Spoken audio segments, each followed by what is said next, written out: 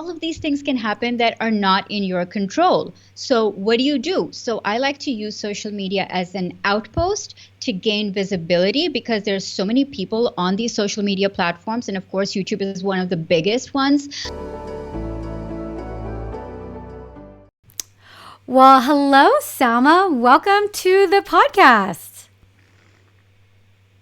Thank you so much for having me, Erika. It's finally amazing to do this with I know. you. I feel like it's been like a year in the making.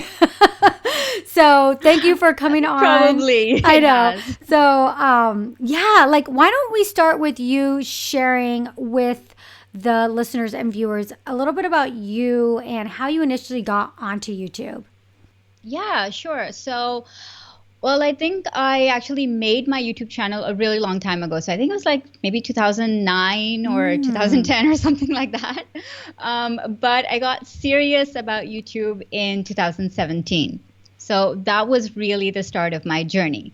And I don't know if you're aware or not, but YouTube was actually banned in Pakistan for 3 years. Oh, no. So Wow. while I uploaded my first video, I think it was 2011-ish when I uploaded my first video, and I'll tell you the story about what happened with that video.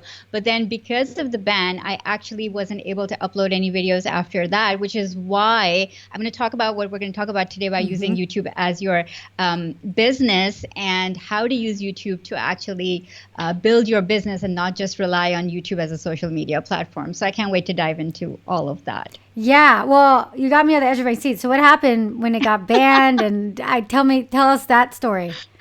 You know, it's like I always tell people, and this is true for every social media network, not just YouTube, right? You don't own social media networks, so you have no control. So they could change their policies, they could change their advertising guidelines, which has happened. We've all been through Adpocalypse and all these other things on YouTube. They could change, their content requirements, their monetization requirements.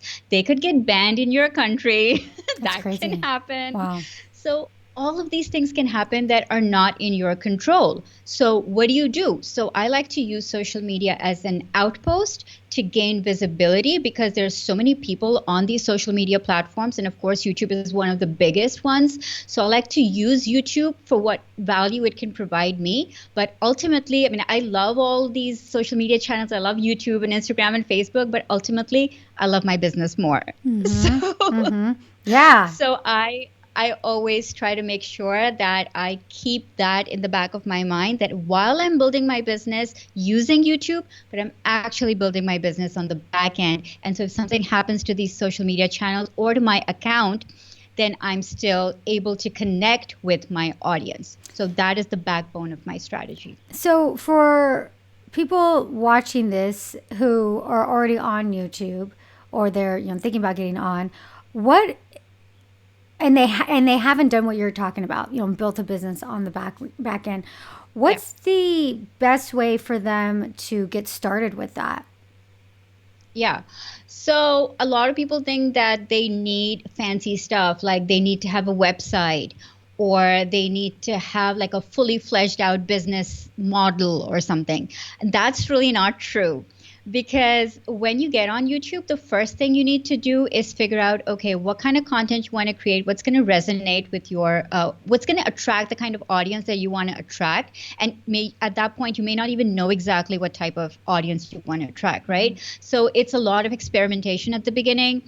And you may not have a business, you may not have a website, you may not have all of the business tools in place. However, that doesn't need to stop you from building your email list, which is the number one business tool that I think anybody wanting to use YouTube to build their business or to build their brand should have in conjunction with their YouTube channel. So the way I look at it is that, a free lead magnet on a free email marketing software site doesn't have to be fancy. I make my lead magnets in like PDFs, like save as PDF to a Word document, and they could be simple checklists or playlists, but something that gives value to somebody so that they are willing to give their email address to you in exchange for that value that you're giving with that lead magnet. So a lead magnet is just simply something that takes them to the next step.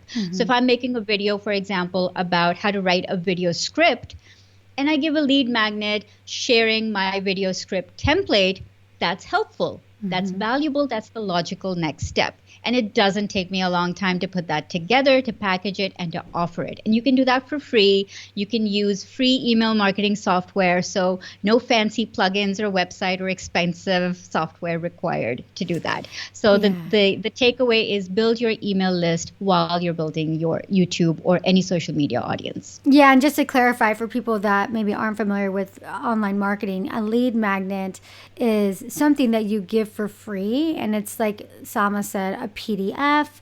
It could be a one pager, it could be a checklist. So you're offering your viewers this freebie in exchange for their email. So the only way they can get the freebie is if they put their email address. So don't just give the freebie away in the description or link to the freebie. You have to have people opting into it, giving you their email, and in return, you're going to give them a bonus free piece of content. And like you said, it could just be a PDF. It can really be Yeah, as whatever you long as want it it's to be. value driven, really that's the key. As long as it gives some value to your audience, and for that, you've got to know what will be the logical next thing that somebody would want after seeing your video. It could be an extra video. Doesn't even have to be a document. It could be a training video, for example. So there's so many ways that you could do this depending on what kind of channel you have.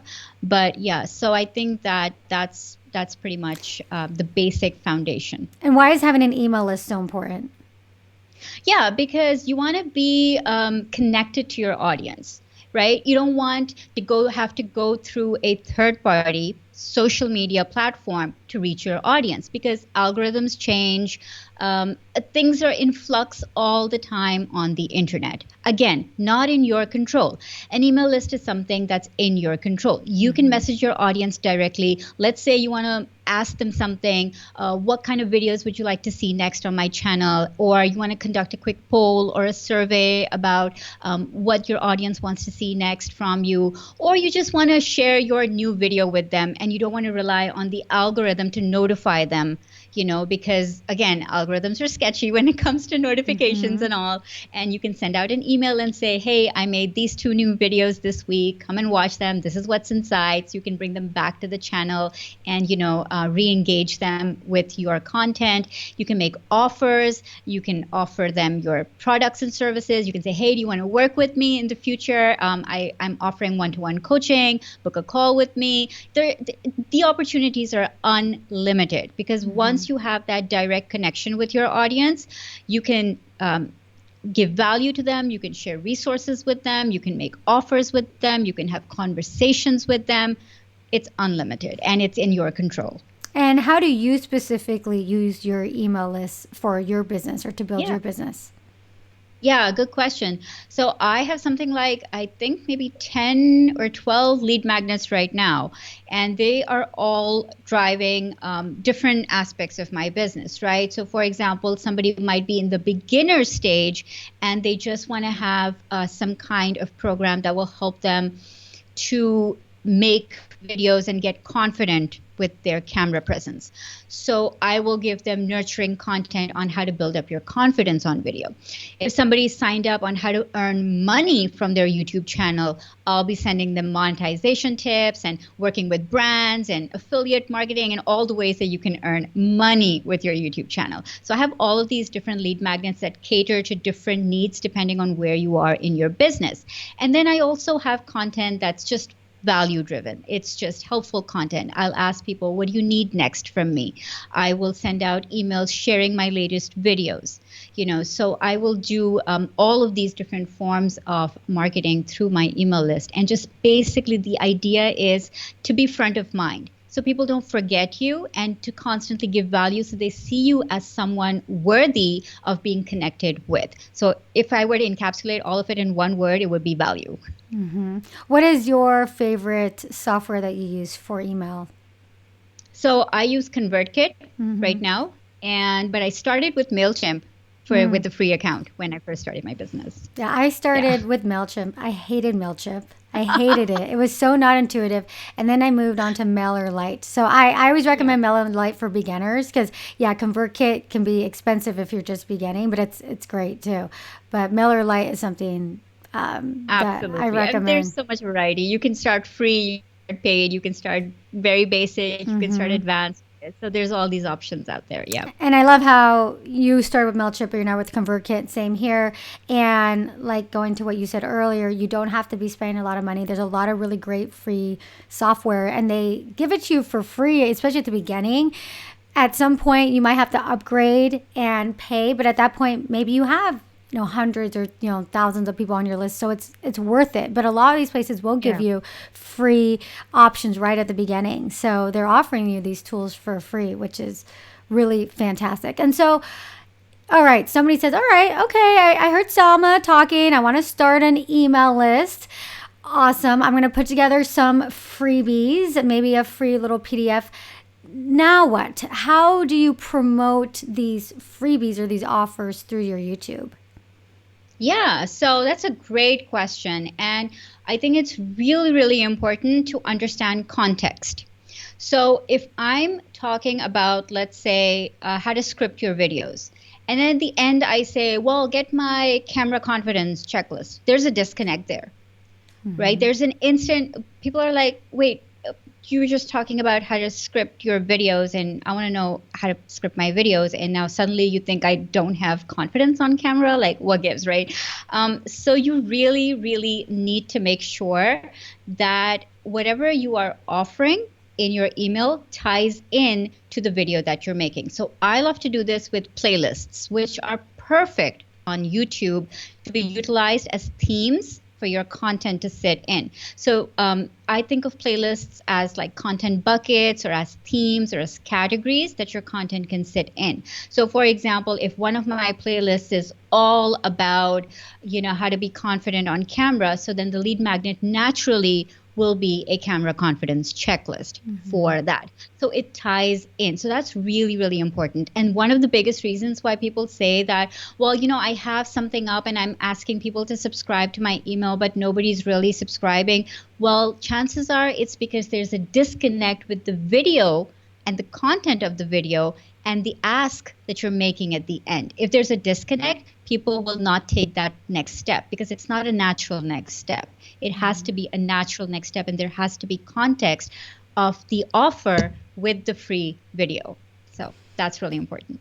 Yeah, definitely. And do you recommend people create several different freebies? Yeah, so if you can start off with, like, for example, 3 playlists and have 3 lead magnets and 1 lead. So you're not creating a new thing with every video because that would just be insane amounts of work. And Yeah. I would not advocate that. Take Yeah. it easy, do it as easy for yourself. So start off with one, but if you have 3 playlists, then 3 lead magnets would be a great sort of initial, way to start off with. And how do you go about, like you said, value is so important. And with YouTube, we all know it's about value. So how do you go about promoting these lead magnets in your videos?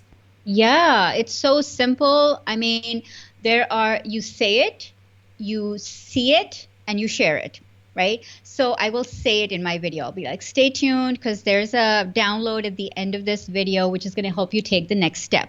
Okay, so I've said this in the beginning, like let's say the beginning 1 minute of my video. So I have put in somebody's mind that, okay, there's more coming in this video, right? So that's the first step, set it up. So say it. The second step is I will put something on screen. So it could be a picture of the lead magnet if it's a book or some kind of checklist or something, or I could put the name of it up on screen, or I could put the actual text of what it is up on screen, some kind of visual, because we're watching videos, we're very visual people, so we're listening, but then when we see it, it sort of reinforces the concept. So I'll have that visual up so they'll see it. So I've said it and they've seen it. And the third thing is to share it. So I will often tell people that grab it from the link in the description, or if you're monetized, then you can link your website with your YouTube channel in the end card. And then people can just click on the video itself and grab your freebie from there. But I often do both. I'll put it in the end card and point to it, and then I'll also point to go and get it from the description below. So I've done all three. So they see it, I say it, and I share it. So one of the things I know for YouTube, and I hear different things all the time, and everyone has different approaches, but there is always if you're growing your YouTube channel, you want to be aware of the calls to actions, right? Especially, on the end card. And I know that with YouTube, they really favor if you're going from one video to the next versus outside of YouTube. So what are your thoughts about that? Yeah, so I just recently made a video on exactly this question because it's a Mm-hmm. question I get a lot. And my take on this is there are two types of people coming to your YouTube channel. New viewers and returning viewers, right? So the new person who comes in, the new viewer who comes in, is probably going to watch one video. And if they like what they see, they might watch one or two more of your videos before they think, oh, okay, she's talked about this lead magnet thing. She's offering this freebie. I watched two or three of her videos. I like them. They made sense. Let me go and download this. Mm-hmm. Right. So the new person might watch one or two videos and then download your whatever offer it is. The returning viewer has probably already downloaded it, right? So they're not going to be interested in that anymore, which is why my other call to action is always go and watch this video next after Mm-hmm. this, Mm-hmm. or go and watch this playlist next. And I try and tie it in together with whatever I'm talking about in this video. What would somebody want to watch after this video? Sometimes I leave it up to the YouTube algorithm, but more often than not, I'll say, go and watch this video next. And I'll point to it and I'll share it in the end card. And I'll also link to it in the description below. So I'm doing both. Mm-hmm. So if it's a new person, a percentage of new people are going to download your thing, and a percentage of people are going to watch another video. So you're kind of doing a win-win-win strategy. You're Mm-hmm. making the algorithm happy, you're making your viewers happy by giving them value, and you're making yourself happy by growing your channel and your business at the same time. That's So great. that's kind of the way I look at it. And let's talk about numbers when it comes to the email list. Do you set specific goals that you're happy if you get X number of new email subscribers a week or a month? Yeah, so currently I'm doing about 1,000 new subscribers a month, and I would love Email to, subscribers yeah, or you? email, Okay. Mm-hmm. yeah, email, and yeah, I would love to get to double that maybe Mm-hmm. by the end of this year. Mm-hmm. So I'll switch around some of the older freebies that may not work anymore, or update them, or remake some of the older stuff. Mm-hmm. So yeah, it's an ongoing process, really. Mm-hmm. Yeah. So, say somebody is listening to this and they're new to YouTube and they hear about starting a business, but for them, they don't really have a business. Yeah. And, your advice is just start an email list right away. I recommend the exact same thing. That's what I did before starting my business. But what are the best types of businesses that you think somebody who wants to have a business, doesn't have one, can start thinking about doing? I mean, anything, right? So, I think that YouTube's a great platform to build your personal brand because it's so personality driven. Like it's so much more than just a TV show or just another show on any other platform. It is Mm-hmm. you, the creator, who's typically the brains behind it, and mostly the face behind it and the voice behind it. So it's your ideas, your creativity. And so oftentimes I find that, whatever it is that draws people to you is what can turn into a business idea in the Mm-hmm. future. So, for example, if you're a cooking channel and you're doing all of these recipes and your angle is, let's say, I don't know, 30 minutes or less meals for busy moms, right? Mm-hmm.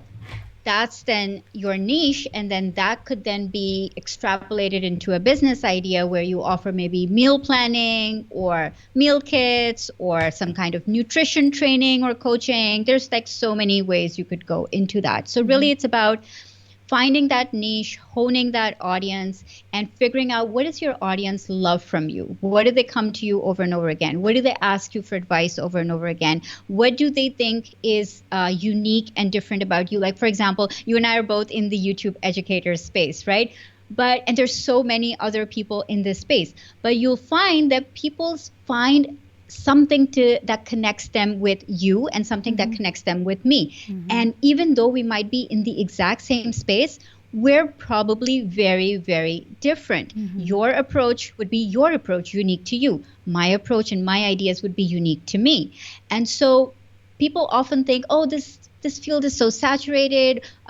Beauty or fashion or makeup or clothes or style or cooking, travel, what have you, everything is saturated, right? Mm-hmm. But it's your spin, it's your personality. Remember, it's a personality driven channel, so you can make that business around you and what draws people to you. So Yeah. anything can be turned into a business. Yeah, and I always find that, if people are watching your videos, there's only so much they can get from you from your videos.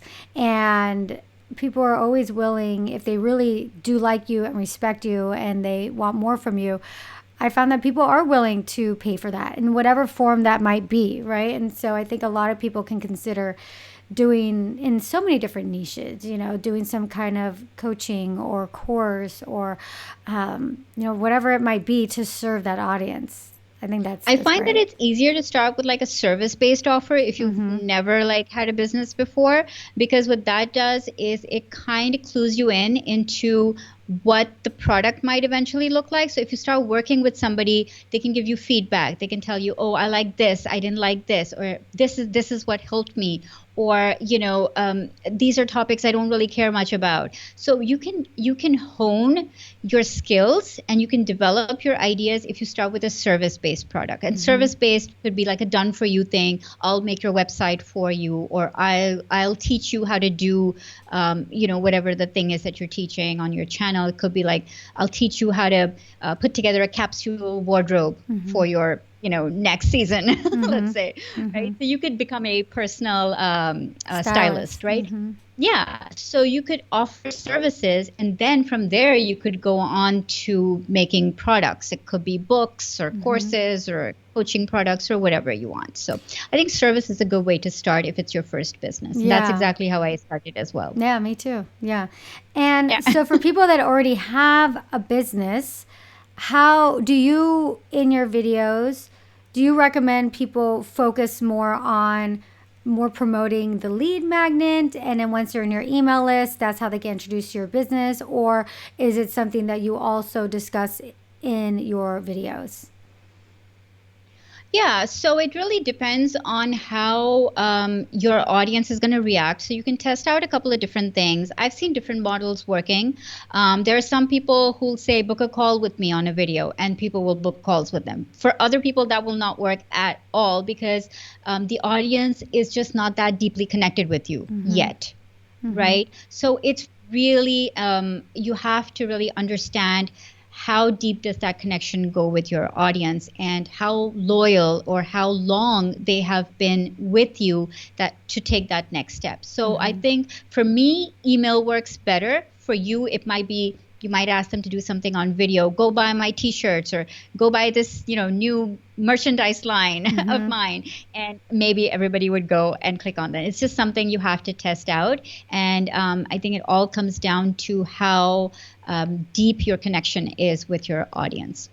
And for your specific lead magnets, which have performed the best, and have there ones that just like didn't perform that well? Absolutely, yeah. Yeah. So my YouTube masterclass is my number one lead magnet, followed by my video content planner, which is fast gaining on that. So those are my top two performers. So definitely I do drive a lot of videos around those two particular well-performing ones, which Yeah. is the case for everything, right? When you have like, it's the 80-20 principle, like 20% of your success, 20% of the videos will drive 8% 80% of of the your. views on your Mm-hmm. channel, Mm-hmm. right? So it's the same concept applied to anything in life, right? There's a small percentage that's always going to give you the your biggest wins. And what about the worst? Are there any just that did not resonate with people? Yeah, so I think there were a few, and yeah, you can just either revamp them. I think Mm-hmm. it was, I can't remember now, but I think there was one. I'll like blank, but I can't remember because I have so many, and I focus so much on the The well-performing ones. ones But I that think do there well, was one. yeah. Yeah, I think it was a income stream guide or something that didn't Mm-hmm. perform that well. Maybe because it was too advanced. Mm-hmm. It was, yeah, I think that was probably my least performing one. Yeah. And what what are the biggest mistakes that you see people making that are trying to do exactly what we're talking about in this Yeah. call? Yeah, so I think one of the biggest mistakes in general on YouTube is the one that I fell into as well twice. I'm ashamed to say. I fell into twice, which was this enormous big cloud of self-doubt, like Mm-hmm. huge big cloud. I find that, the creator community is sometimes very competitive, and so you can feel very isolated at times, and it's very easy to fall into comparisonitis, Mm-hmm. which is, okay, that channel did this much in this time, why am I not doing as well as them, or what's wrong with me, or what's wrong with my channel. And so I actually stopped creating twice because I was like, this is not working, I don't know what I'm doing. And I think that's kind of what I see with my clients as well, which is why they come in and I give them that support, because there will come a time, and it's usually like 3, 4 months into the process, where they're like, I don't know if this is working. And usually it's right before they're going to see massive success. Mm-hmm. That graph where people see that, okay, you're probably going to give up right before you see big success Mm-hmm. happening, because it's going to Mm-hmm. be your lowest point, and from there you're going to get your biggest success. So I think you have to turn that low point around and just keep going, because one of the biggest mistakes I see is people give up because they think it's not working, and they forget that YouTube is a marathon, not a sprint, and it takes a while Mm-hmm. for the algorithm. It takes a while for people. It takes a while for you to become good as a creator. It takes a while for you to find your voice. All of these things take time, but it's not going to work if you're going to quit. What brought you back those two times? Um, Enormous amounts of motivation and drive. I'm at heart a very optimistic person. I'm very hopeful. I always believe things are going to work out. So I think I learned the difference between resting, not quitting, Mm-hmm. when to take a break. And then from then onwards, I've been very, very conscious of, okay, I don't want to get to a point of burnout. I don't want to get to a point of overwhelm. So, there might be 1 or 2 weeks, sometimes like once in 6 months, where I'll be like, you know what, I'm not going to create anything because I just can't right now. And I'll give myself that grace, Mm-hmm. and I'll take that bit of rest so I can come back stronger. Yeah. And it's a lesson I had to learn the hard way. I think a lot of us that are creators and creating content is it's a lesson that we all go through, and it's so important. And I like that. Know when to rest but not quit. I think that's great. Well, Selma, thank you so much for coming here and just sharing your wisdom about starting a business on YouTube, using YouTube to grow a business. Where should people find you if they're not familiar with you and your content?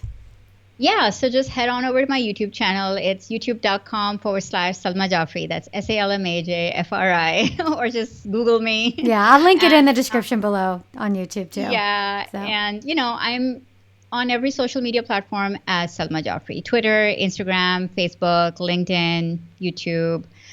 I think I covered them all. yes, Yeah. yes. I adore you, Selma. I know there's a lot of us kind of YouTube educators. You're somebody that I respect and just love what you're doing. So thank you so much for coming here on the show.